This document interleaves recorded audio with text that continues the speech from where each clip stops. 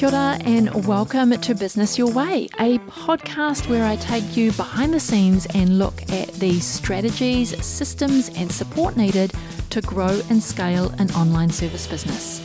One that not only supports you and your family financially, but one that gives you the freedom to live the life of your dreams. I'm taking the many lessons learnt over the last 2 decades of running my own business and working with hundreds of clients to bring you what's working now conversations. I'm pulling back the curtain to bring you real stories from real people, including myself. We're going to talk about everything from how to get clarity on your vision, creating systems so you can automate and delegate, how to hire a kick-ass team that creates raving, returning and referring clients.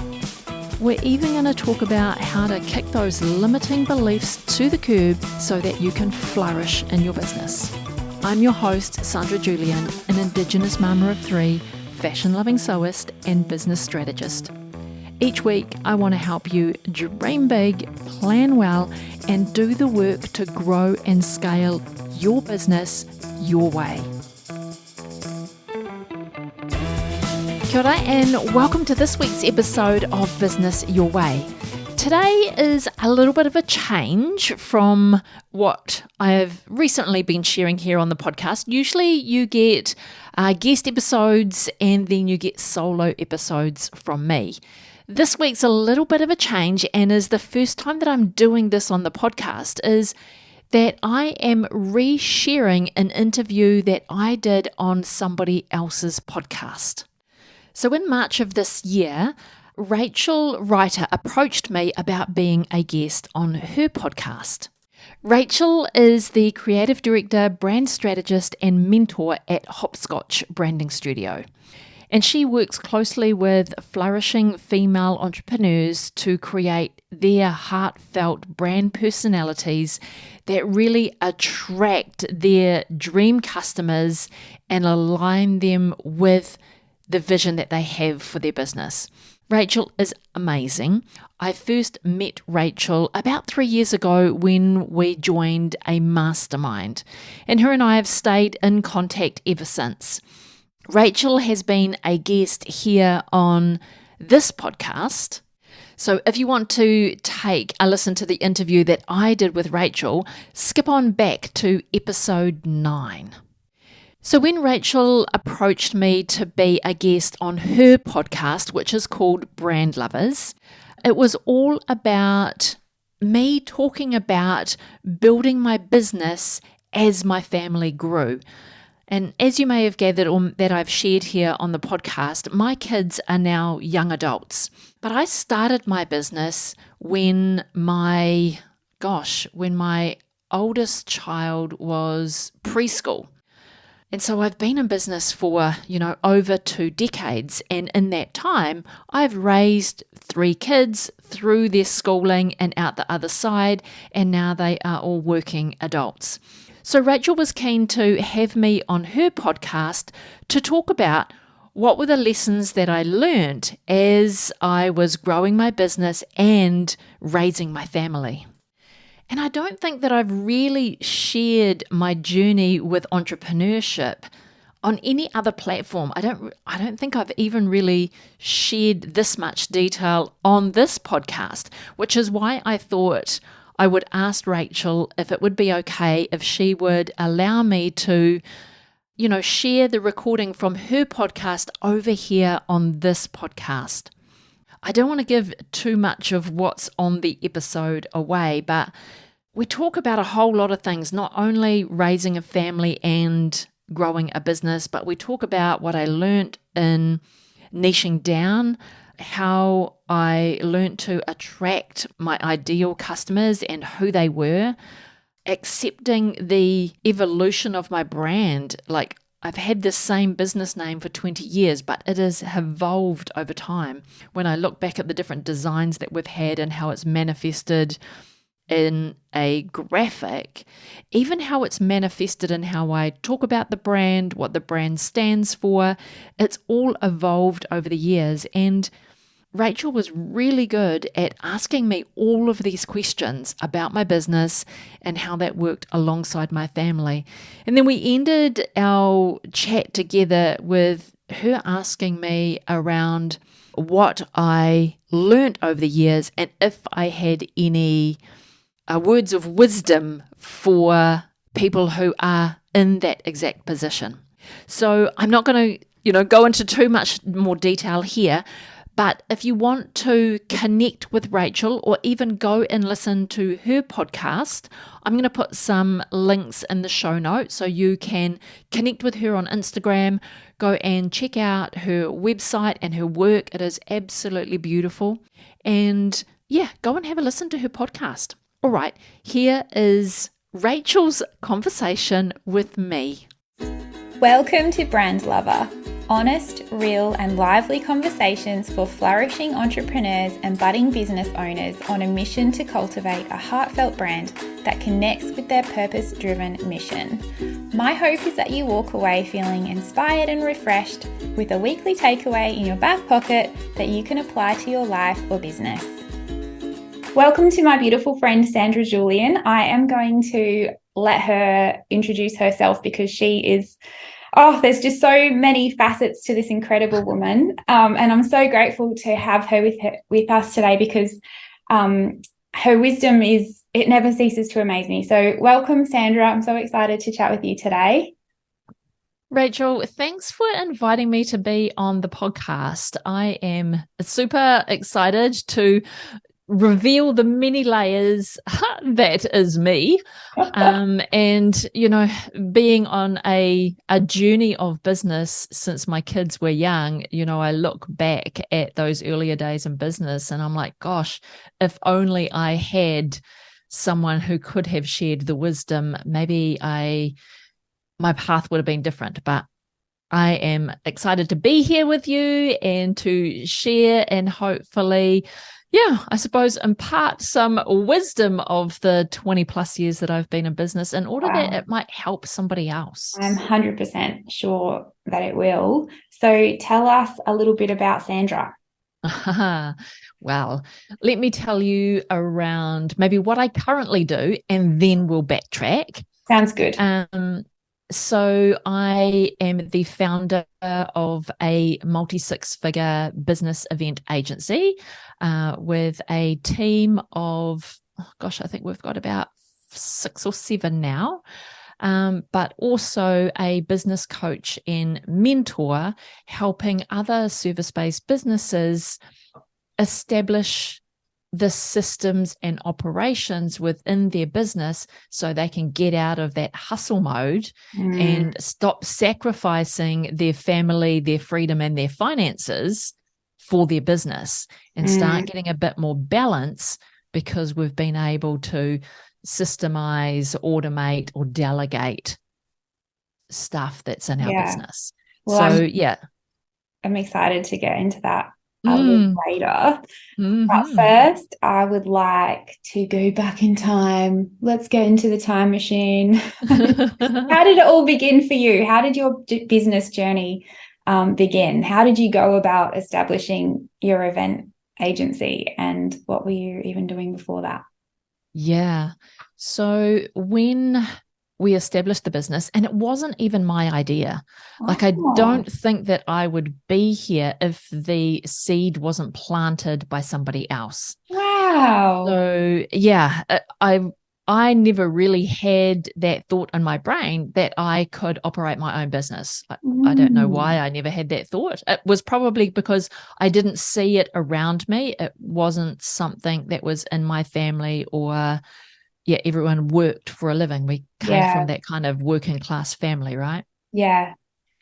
And so I was teaching adults at the time at Polytechnic, and I was teaching business computing and administration. Oh. So I was, teaching students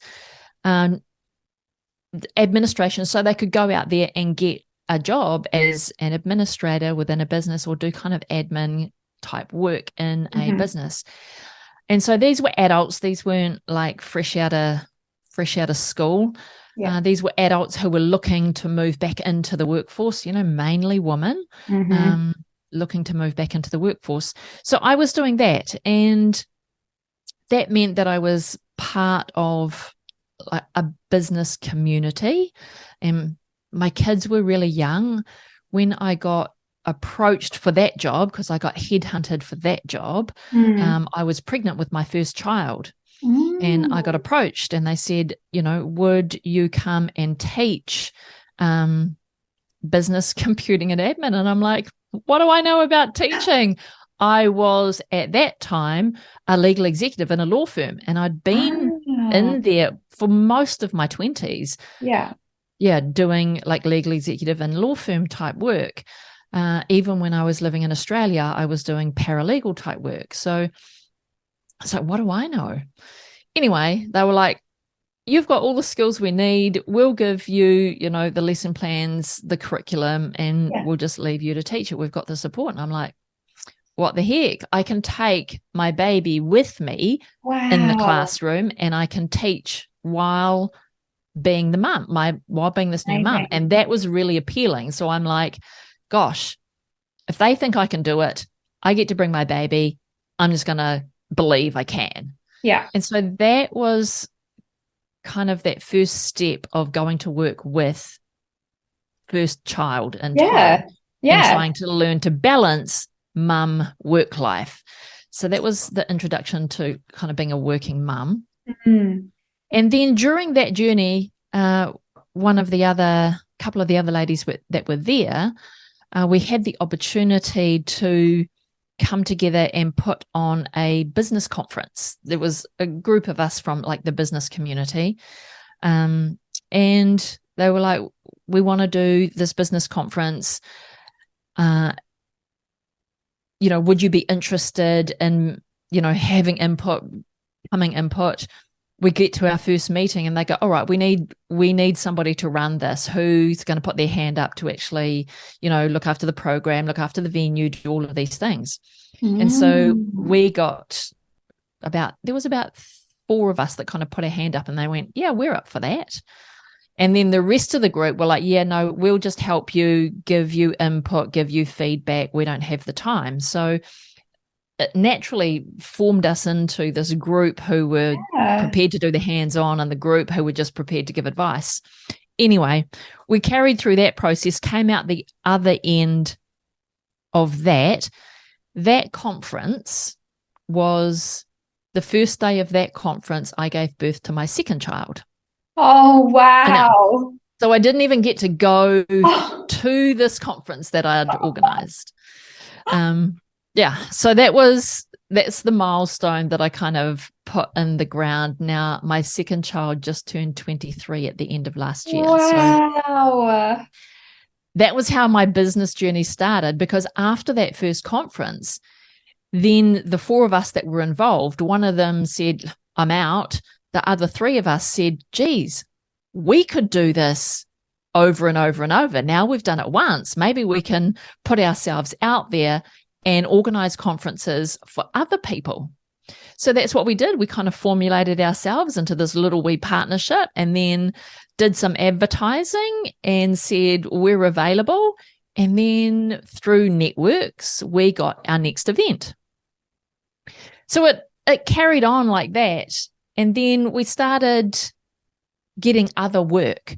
So when people were like, oh, you've got your own business.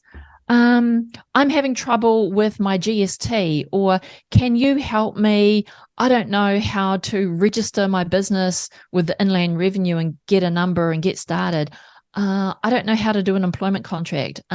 So they had all of these other questions. So then our business evolved into more of a business support type service, where we were helping other business owners establish their systems, their operations, their budget, their reporting, their software. Yeah. We were doing all of that for our clients.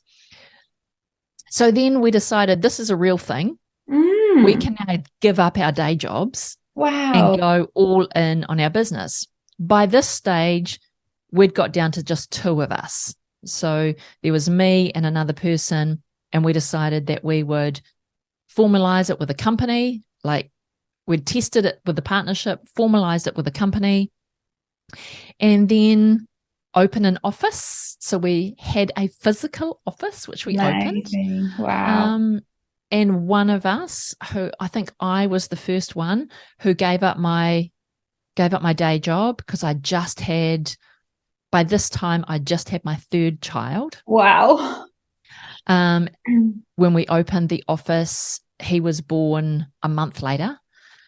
So we opened the office on the 1st of April. He was born on the 5th of May. So all of these milestones are around my kids. Amazing.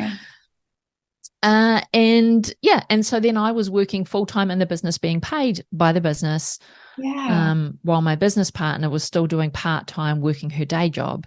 And then eventually she gave up her day job, and we were both working in the business full-time, business paying us, and away we went. And then, so we were doing a couple of things like conferences, we were doing events, we were doing literally anything anyone asked us to do. We would go, yep, we'll do that. So it was a lot. Yeah. So 3 years into that business, my business partner said, yeah, I want to go and now set up a business with my husband. I want to go do this other thing. So then I had to make the decision, right? Gosh, that was fun. Do I put that in a box, say that was a good experience, and then go get a job? Because the way that our business has landed was, I was more the person in the office looking after how the business operated, the team that we had, were we all functioning, delivering the work, processes, check boxes, all the ticks and balances. And my business partner, she was a bit more out in the community, networking, making relationships, securing work, bringing it in. So, and that was because my kids were young, and I needed that kind of stability, consistency in my life. So that's why I had to decide, gee, can I carry on this business? How will I bring work in the door when I've relied on her to do that? Yeah. So I was at this crossroads of, what do I do? And I'm like, well, I've come this far to not keep going. Yeah. Like, we've established we have a viable business. We have a team of people. We can do this. I can do this. Yeah. So then I decided that it was time to get serious. I think I don't know, been playing around, thought I was playing around. Yeah, I know what you mean. Yeah, just it seemed easy. Like, I turned up to work, did my work, we had clients, we were keeping them happy. Yeah, people were coming to us. It seemed easy. But then to have all that responsibility on me, it took a change in the way I was thinking. It was like, can I do this? And I'm like, why not? Yeah. So I then decided that I would go all in and trust myself and work out how I would grow this business. And so then it took many iterations over the years. And we moved away from doing all of the management support, so all of the accounting and helping people with their employment agreements and the induction of staff. We moved away from all of that. And we stopped looking for new clients with that. So then we were just an event agency. Yeah. And we were doing community events, cultural events, sporting events, as well as conferencing, seminar type work. And it was exhausting because even though they're transferable skills, they're different in the way that you need to think about them, with the risk that comes with them, with the audience is different. The audience has different expectations and outcomes. So, and with the community events, it relies on funding. So you have to get your funding. And so then it's a lot of work for not a lot of return.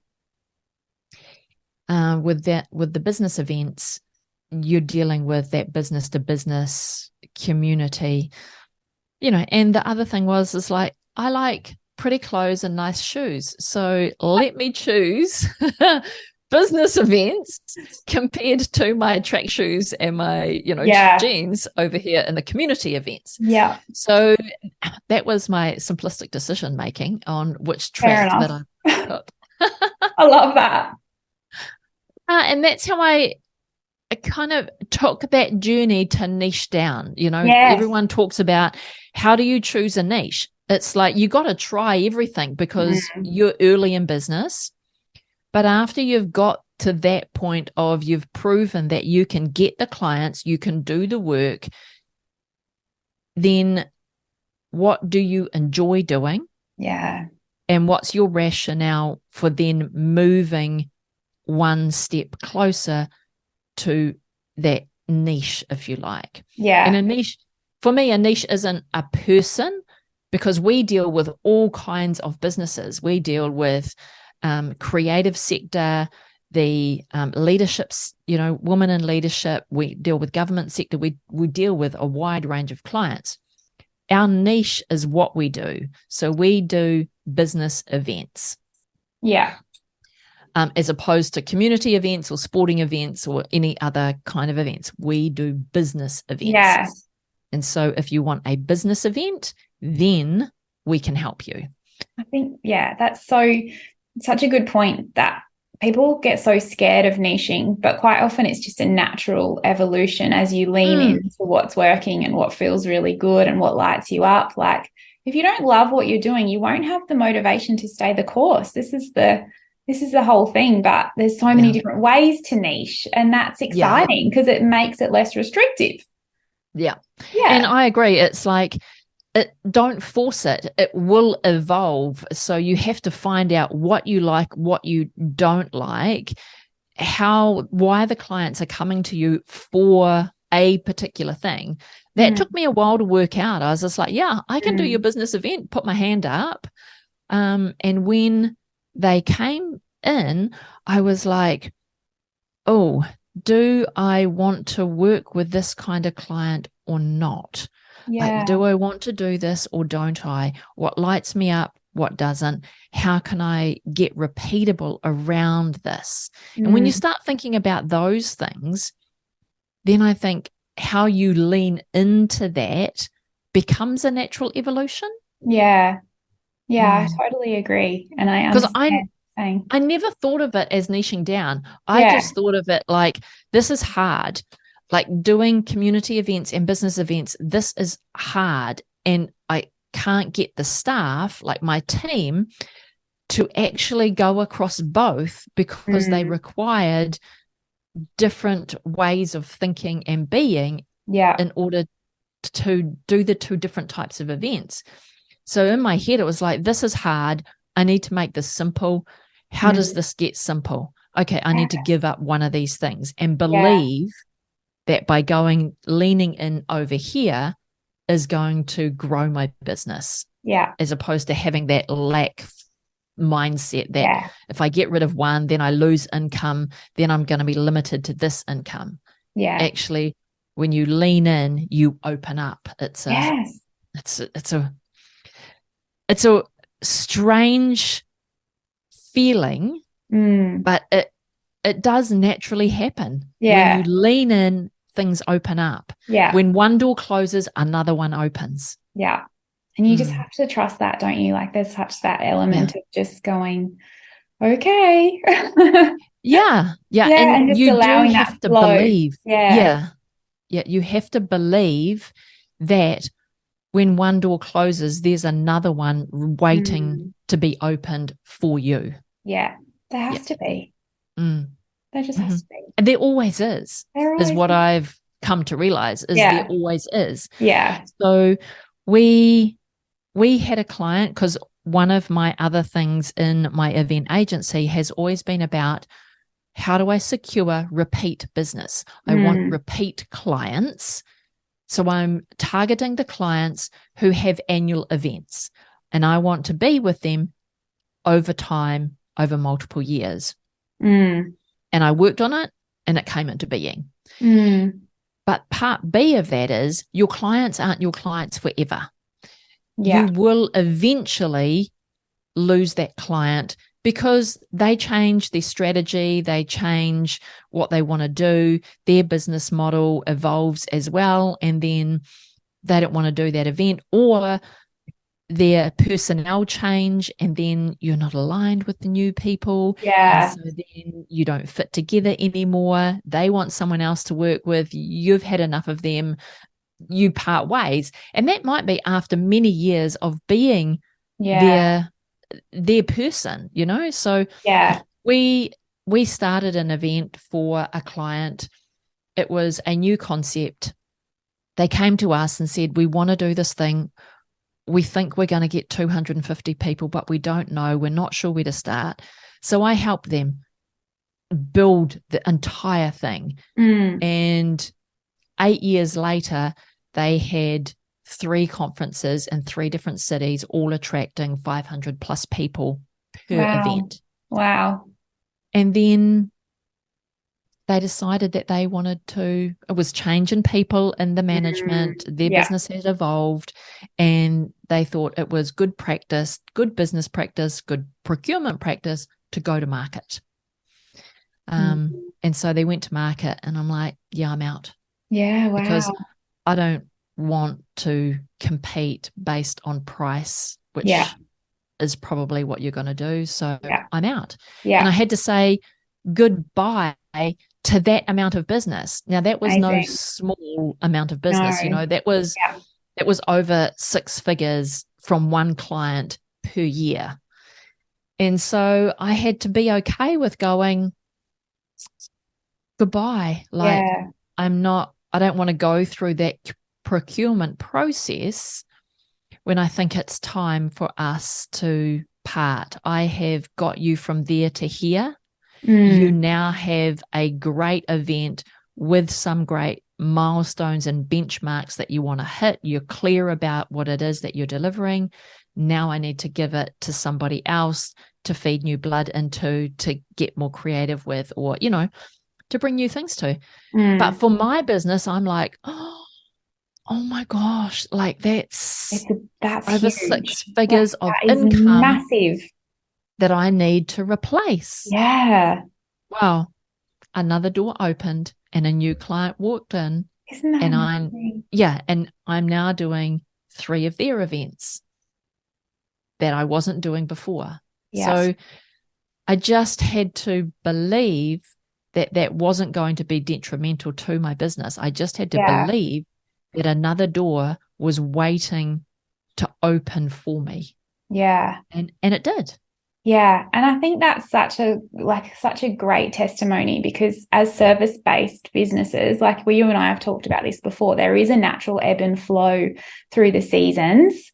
But for a lot of service-based businesses, like I see this sort of fear mindset or the lack mindset of like, oh, I've booked until like I've got bookings, but then what? Like I don't have any more bookings after that. And they get afraid and they shrink down instead of keeping on going and trusting that work is still going to flow, and it has a detrimental effect on the way that they're growing. And so, but it's so hard. Like it's actually really hard to find that, to trust, like to, obviously it comes over time, it comes more naturally. But I remember when I first started, and it's hard when you first start, you do have gaps. Like you don't have that constant flow. You just have to kind of roll with it. and it takes a lot of time, and I think a lot of maturity to be able to just say, because you have no control over it. Like obviously if you're doing all the right things in your marketing. And I think part of that is doing the inner work in your own mind. Yeah. You know, and I think that's something that I've come to realize in these later years in business, you know, these more recent years, is back in my early days, I was missing the inner work. I was missing my mindset work around where my business was. I wasn't conscious about it. It was all very subconscious. What do I need to do next? What's my next best step? In these kind of, later years in business, it's been around what is my inner game? How am I thinking about this? How do I need to think about this differently? And I just need to believe that there is another door that's going to open, because if I don't believe that, then I'm going to be stuck. Yeah. But not only do I have to believe that, I have to take the actions towards making that door open. And that's where marketing comes in. Yeah, That's where exactly. visibility comes in. That's where your networking comes in. Yeah. Yeah. Yes, you just have to keep taking those steps and trust. And it does, it works. It'll come. Yeah. So thank you. Thank you for Agreed. sharing all of this so much. I've been taking notes. So now that you are here and you are just this sage woman who I adore, you're on the other side. Like you said, was it your second son? He's 23 now. Your children are grown up. You did this you've been on this incredible journey throughout motherhood, which on its own is an incredible journey. Looking back, like what types of challenges did you face balancing everything? And do you have any sort of gold nuggets that you can share with those of us who are still in the trenches? Yeah. And I think part of the early days when my babies were young, so when they were all kind of that preschool, it was, I want to have them near me. So I didn't put my kids into preschool until they were like 1. So that first year, I needed to be able to organize myself so I could work and look after. Yeah. So that's where having my own business was a blessing, because back, 20 odd years ago, the flexibility around work was just not there. Yeah. So you had to be in the office at 8:30. You couldn't bring your kids, and you needed to be there till 5. There wasn't this flexibility of the hours that we work, the days that we work, or even being part-time wasn't really a thing either. It was like you were 40 hours or you were none at all. So wow, those were hard. So having our own business back then was like, this works for me because this is what I want, is to have my babies close, to be able to do what I need to do and still be the mum. So when we put them into like daycare, and it was kohangareo, so it went from 9 till 3. And so we were really clear as parents that we always wanted to drop our kids at school, and we always wanted to pick them up at 3 or 3:30, whatever that is. So those were our agreed. However that worked, that's what we were going to do as parents. So that was our like foundation. Yeah. And then we worked together around who was dropping the kids at school. Usually it was me, because husband had full-time job. So he was employed, full-time job. So usually I took the kids to school and then like went to work in those very early days. But because I could take my babies to work and it was only 5 minutes down the road, that was easy. I could drop the kids off and 5 minutes be, at work. With maybe one kid in tow. And then when we moved into our own business, then again, I didn't start work until after I dropped the kids off, but I had to be in the office because we didn't have these networked systems. You wanted to work on the business software, you had to be in the office. There wasn't a thing as remote working. You couldn't bring your work home. No, we couldn't. Or you had to put a document onto your laptop and then take that home, then get back into the office and put it back into a shared drive, because the shared drive only lived in the office. So there, those things like that we had to navigate as well. But how did I juggle that? Was that I did things after the kids went to bed. And I had a support network. So I don't think I could have done what I did without my mum. Like I relied on her lots.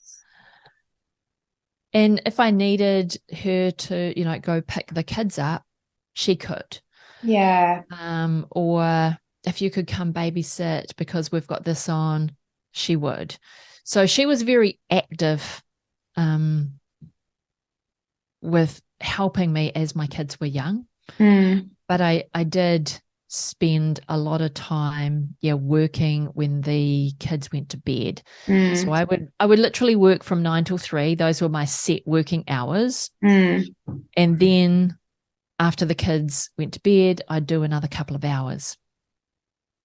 And it was because I loved it. Not because I had to. It was because I loved what I was doing. So I just made that time for me to do that. Yeah. And then as the kids got older, so now they're all at primary school. And then at one stage, they were all at 3 different schools. Oh my goodness. It was juggling the school drop-offs, the school pickups. And then luckily where my office was, the 2 kids at primary school could walk to me after work. So they would walk from school, walk to my office. It'd take them, 15 minutes. And then they'd hang out in my office until 5 o'clock. Yeah. And they hated it. They just did. They were like, I'm bored. I'm hungry. I'm blah, blah, blah, all the kids' things. So it was hard on my kids because I was distracted with work. And so I was like, well, just another 30 minutes and then we'll go home. Yeah. But it wasn't my best work and reflection. Yeah. I should have actually just called it a day when they got to the office, went home, and then worked out, a different way of working. But again, back then I don't know, I thought I worked smartly, but now I know what I know. I'm like, oof, you weren't working smartly, Yeah. Yeah. But it's always that in hindsight, the things I know now, I could have done better back then. Yeah. So my kids wore the brunt of a lot of my stress. So if I was stressed and under pressure, because we were running an event agency and deadlines are deadlines and there's time pressure. And so my kids wore the brunt of that. So I'd, go home. I get home 5:30, then it would be tea time. I would cook tea. Because as much as I suppose we thought we were living a equal partnership in this parenting, I was still doing the lion's share of, traditional woman's work, if you like. Yeah.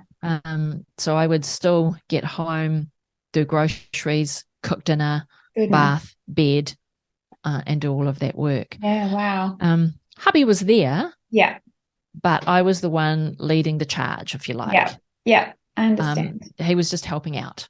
Yeah. Or, I'm like, all right, can you pick the kids up tonight? Great. All right. And I've got this out for tea. So if you could get that started, then I'll be home. So I was leading the charge, what we were eating, what we were, thinking. Gosh. It was always me setting the routine, me setting the what's going on. He was helping out. So, and now I look back and I'm like, it was what it was because it was the era that it was. We thought we were being progressive, but in hindsight, how that is today is much more balanced than it was back then. Yeah, but I sort of see you as like a paving the way, like you didn't know at that time like what we know now, but we know it because of women like you. Do you know what I mean? And we're so grateful for that. I'm going to cry. What you did opened up the doors to so many other women to go, I can do that. I can have a business and raise my family. And, to be honest, some days I just throw my hands up in the air and I think, I don't have time to have a business. It's a full-time job being a mum. Yeah. And, same, my husband works outside the home. So I do take on a lot of those traditional roles, women roles, Yeah. like Yeah. whatever. I don't care. I love it. Yeah. Yeah. I'm not like, whatever works for you is my philosophy. But, Yeah. you know, like it does take that, like, it's like going into another gear. It's like, you have to just find that deep within you and somehow figure it out. And you figured it out. And whether or not you look back and, you know, maybe you have some regrets, I'm sure, I know I do already. But it's kind of like, well, you did it. Yeah. Yeah. And, you know, but I think the thing for me through the whole raising a family while growing a business is that I always prioritized my relationship with my kids. Yeah. Now, my husband and I, we're now split because he came down the ladder. You know, it was my kids and my business and then hubby. And he didn't appreciate that a lot. But that was all of the energy that I could muster up. Yeah. And so that was one of the sacrifices, I suppose, is I ended up sacrificing my marriage because I didn't have enough energy to go around because my priority was my kids and my business. And the business. Because the business made me feel like an adult, made me feel like I was capable of being in this world and functioning as an adult and being a, I don't know, weird thing to say, but fully rounded human being who was capable of looking after herself and being fully independent. And that's because I come from a long line of fiercely independent women that, you know, they were my role models. And I'm like, well, that's my identity. And because I am an introvert by nature, having that much energy to do business and then kids and then husband, I'm like, it's a lot. But through it all, I prioritized the relationship with my kids and I prioritized them over my business, but that was a fine line as well. So I was always like, is that really naughty or is that just like whatever business, you get my attention? And, you know, and still to this day, that relationship with my kids is my number one priority. You know, and as they've grown, I've had to learn how to move my relationship with them from let me help you survive. Here's your food. Don't do this. That'll hurt you. Kind of mothering nature into you are a fully capable adult of making your own decisions. And even if they are the mistakes, you need to go through them to learn them, and I'll just be over here waiting to help you navigate that when you need me.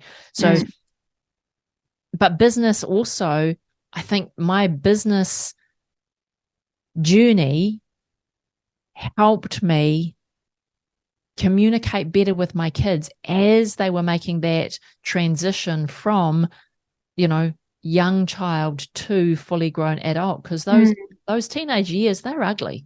Yay. But each one of my kids was different through it.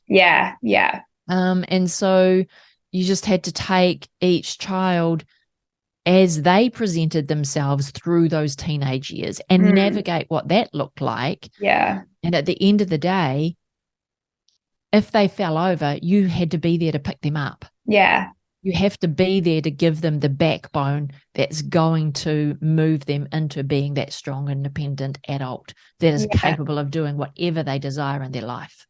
And that's the challenge that we face as, you know, as women or mums trying to run a professional outfit and serve clients and fulfill orders, but also having enough space in our lives to allow for those for those times when our kids need us more, or we need to support our spouse more, or something happens in a family emergency.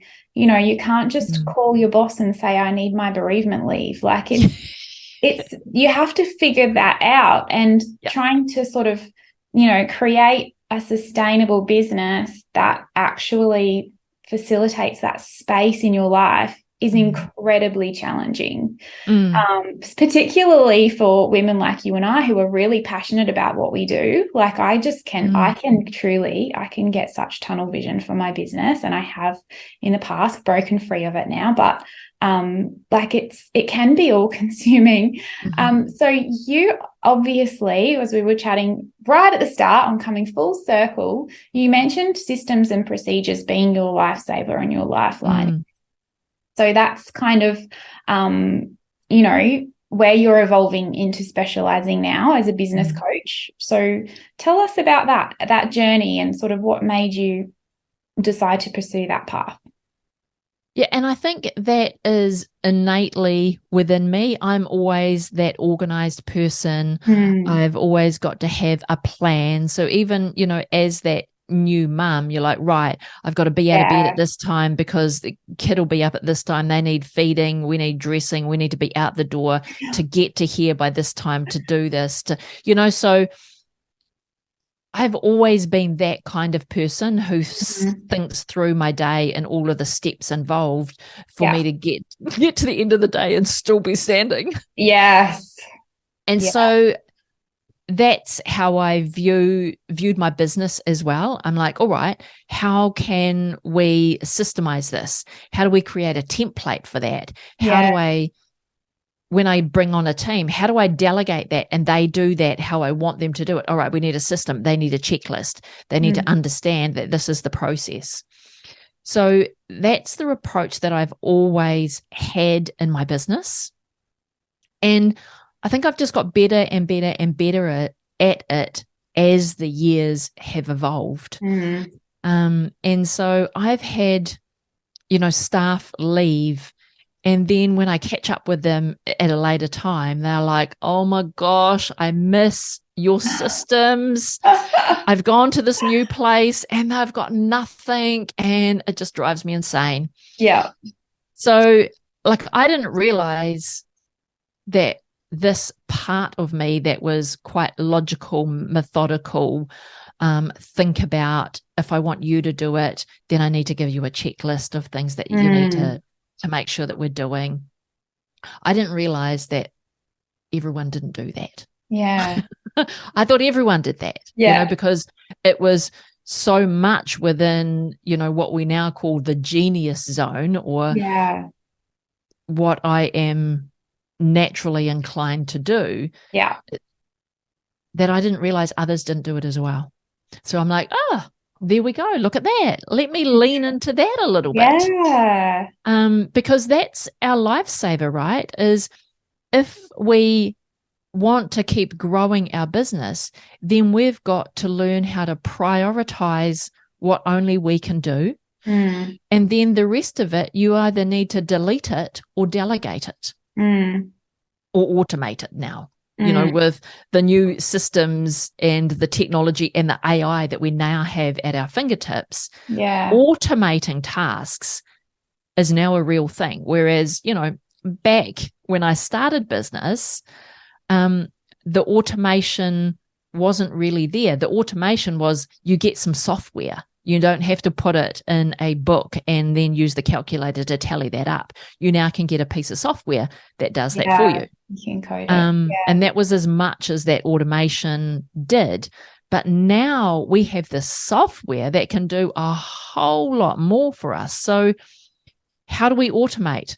What is the right software? And as your business grows, you can grow your software tools from one to the other because you're now at a different stage of business. And one it's just making sure that you get your right tools for the stage that you are in business. So I think the systems are how we can get to grow our business while making sure that what we're producing for our clients as service-based business owners maintains the standard that we want our business to deliver. So you don't have to compromise your client delivery because you are automating or delegating. And I think that's where, when we put systems and processes into place, it's a combination of the tools, the process, and the people. And we have to get all of those coming together and knowing where they fit in getting the job done to get the outcome to the quality that we want. So we get clients who rave about what we do for them and who refer others to us. Yeah. That's just the dream. Yeah. All right. So in wrapping up, because you've just shared so much and so generously, so thank you. If what advice would you give to yourself, the young mum, had in the, babies, sleep deprivation, growing a business, where you are now, what would you say to her now? Yeah. You know what you know. If I was to go back, I would hire earlier and delegate more and have clearer boundaries around work time, home time. Yeah. I mean, I still believe that if you do what you love, it will never feel like work anyway. And we can have a life that is not 9 till 3 or 9 till 5. We can have a life that is, kids get, 7 till 9 of my time. From 9 till 10 is my time. From 10 to 12 is client time. We can make our day however we want to make it. You basically just articulated my day. Yeah. Yeah. But we can make this however we want to when we move our mindset and we do the inner work around how do we want our life to be, and what do we want our business to give us that fuels our life as a whole. And I think when we can articulate what do we want our business to give us, and then put some boundaries around that. But I would hire earlier and get processes in place so your business doesn't rely on you. And when you can't be in the business because something happens to your kid or something in life becomes unexpected, then you have a plan because you have processes and you have systems. Yeah. And then your business becomes an entity of its own over time. That won't happen instantly. That'll take you some getting there. But when you understand how to put that in place, then I would have done that a lot earlier in those earlier years. And that's what I would tell myself now, because in the earlier years I was slow to employ, and I didn't have my systems in place to predict the income and get the team on board. I was like, let me become totally burnt out and prove that I have my income before I get help. Okay, I would do that differently knowing what I know now. Yeah, I don't think you're alone in that. So now you are helping other service-based businesses with all of this wisdom that you have now and your incredible zone of genius. Where can we find you? I am at sandrajulian.co, which is my website. But my favorite social media hangout is Instagram, which again, my handle is just sandrajulian.co. But I'm also on LinkedIn and Facebook, just under my name, Sandra Julian. So if anyone wants to come out to any of those platforms, send me a DM or, just reach out. I'm just happy to have a conversation. And just sometimes it's just that person who needs to unblock that one thing that opens up a whole new world or a whole new way of being or thinking. Thank you so much, Sandra. I really appreciate your time and everything that you've shared today. You're welcome. It's a pleasure. I love talking with you. I could talk with you all day about all the things. So I do hope, that sharing my journey, has been helpful for somebody, and where they're at. And, we are where we are until we know better. You're right. Yeah, absolutely. Thank you, lovely. So thank you. Before you go today, I want to thank you for being here and listening all the way to the end. All the links to this week's episode can be found in the show notes, and you can read a full blog of the episode at sandrajulian.co/podcast. If you enjoyed today's episode, make sure you hit that subscribe button and get new episodes as soon as they're released. If you'd like to reach out to me and chat about anything on today's episode or any of the previous episodes on the podcast, then I've got a link in the show notes so you can leave me a voice message or a video message. I really do look forward to hearing from you. Alrighty, have a productive week and I will talk to you again real soon.